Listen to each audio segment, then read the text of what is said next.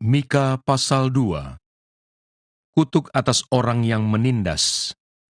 Celakalah orang-orang yang merancang kedurjanaan dan yang merencanakan kejahatan di tempat tidurnya, yang melakukannya di waktu fajar, sebab hal itu ada dalam kekuasaannya, yang apabila menginginkan ladang-ladang, mereka merampasnya, dan rumah-rumah mereka menyerobotnya, yang menindas orang dengan rumahnya, manusia dengan milik pusakannya.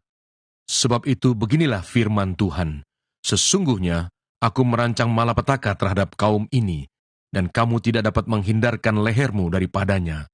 Kamu tidak dapat lagi berjalan angkuh, sebab waktu itu adalah waktu yang mencelakakan. Pada hari itu, orang akan melontarkan sindiran tentang kamu, dan akan memperdengarkan suatu ratapan dan akan berkata, kita telah dihancur luluhkan, bagian warisan bangsaku telah diukur dengan tali, dan tidak ada orang yang mengembalikannya. Ladang-ladang kita dibagikan pada orang-orang yang menawan kita. Sebab itu, tidak akan ada bagimu orang yang melontarkan tali dengan undian di dalam jemaah Tuhan. Janganlah ucapkan nubuat, kata mereka itu. Orang tidak mengucapkan nubuat seperti itu, noda tidak akan menimpa kita. Bolehkah hal itu dikatakan, keturunan Yakub?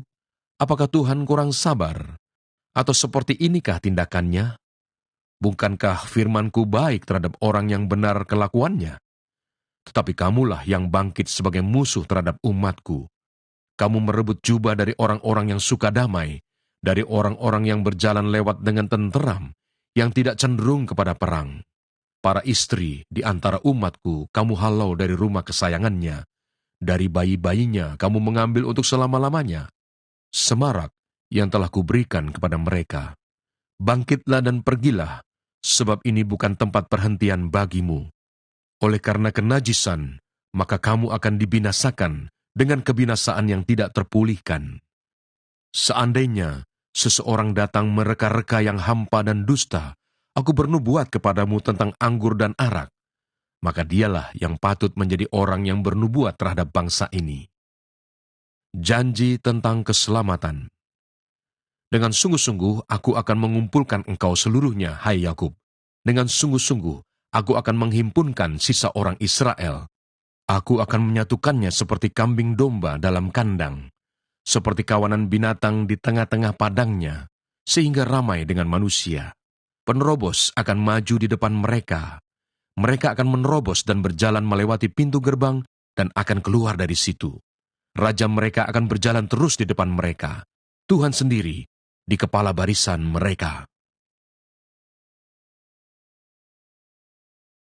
Mika pasal 3. Menentang pemimpin dan nabi palsu di Israel.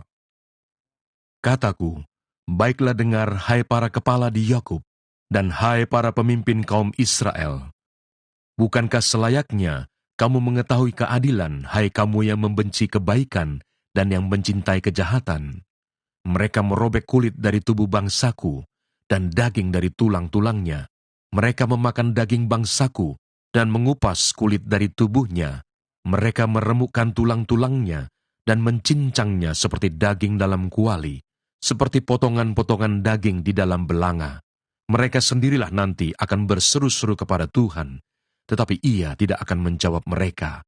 Ia akan menyembunyikan wajahnya terhadap mereka pada waktu itu, sebab jahat perbuatan-perbuatan mereka.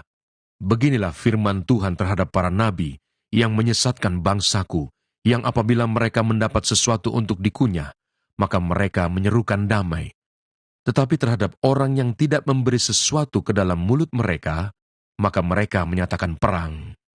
Sebab itu, hari akan menjadi malam bagimu tanpa penglihatan, dan menjadi gelap bagimu tanpa tenungan. Matahari akan terbenam bagi para nabi itu, dan hari menjadi hitam suram bagi mereka.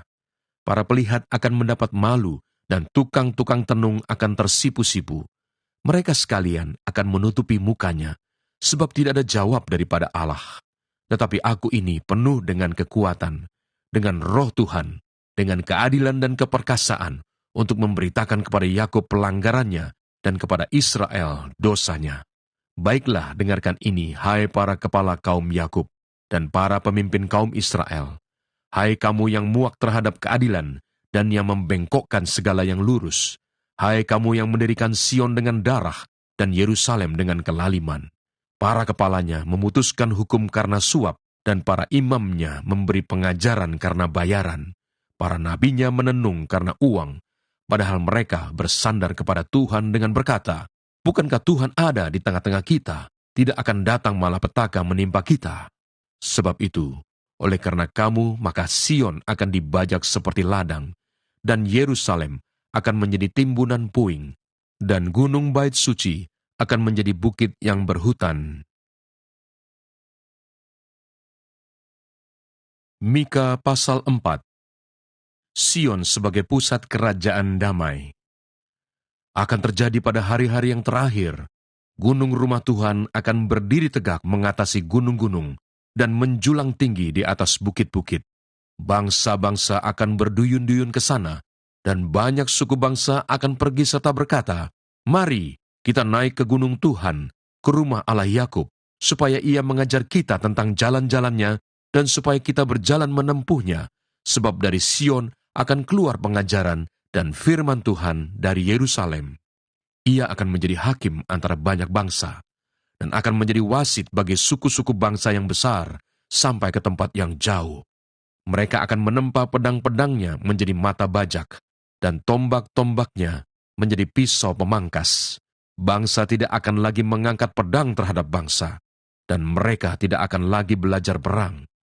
Tetapi mereka masing-masing akan duduk di bawah pohon anggurnya dan di bawah pohon aranya, dengan tidak ada yang mengejutkan, sebab mulut Tuhan semesta alam yang mengatakannya. Biarpun segala bangsa berjalan masing-masing demi nama Allahnya, tetapi kita akan berjalan demi nama Tuhan Allah kita untuk selamanya dan seterusnya. Penyelamatan Putri Sion. Pada hari itu, demikianlah firman Tuhan. Aku akan mengumpulkan mereka yang pincang, dan akan menghimpunkan mereka yang terpencar-pencar, dan mereka yang telah kucelakakan. Mereka yang pincang akan kujadikan pangkal suatu keturunan, dan yang diusir suatu bangsa yang kuat, dan Tuhan akan menjadi raja atas mereka di gunung Sion, dari sekarang sampai selama-lamanya. Dan engkau, hai menara kawanan domba, hai bukit putri Sion, kepadamu akan datang dan akan kembali pemerintahan yang dahulu, kerajaan atas putri Yerusalem. Maka sekarang, mengapa engkau berteriak dengan keras? Tiadakah raja di tengah-tengahmu? Atau sudah binasakah penasihatmu, sehingga engkau disergap kesakitan seperti perempuan yang melahirkan? Menggeliatlah dan mengaduhlah, hai putri Sion, seperti perempuan yang melahirkan. Sebab sekarang terpaksa engkau keluar dari kota dan tinggal di padang. Terpaksa engkau berjalan sampai Babel. Di sanalah engkau akan dilepaskan. Di sanalah engkau akan ditebus oleh Tuhan dari tangan musuhmu. Sekarang banyak bangsa berkumpul melawan engkau dan berkata, "Biarlah dia dicemarkan, biarlah mata kita puas memenangi Sion." Tetapi mereka itu tidak mengetahui rancangan Tuhan. Mereka tidak mengerti keputusannya, bahwa ia akan menghimpunkan mereka seperti berkas gandum ke tempat pengirikan. Bangkitlah dan iriklah, hai putri Sion, sebab tandukmu akan kubuat seperti besi, dan kukumu akan kubuat seperti tembaga, sehingga engkau menumbuk hancur banyak bangsa. Engkau akan mengkhususkan rampasan mereka bagi Tuhan, dan kekayaan mereka bagi Tuhan seluruh bumi. Sekarang engkau harus mendirikan tembok bagimu. Pagar pengepungan telah mereka dirikan melawan kita. Dengan tongkat mereka memukul pipi orang yang memerintah Israel.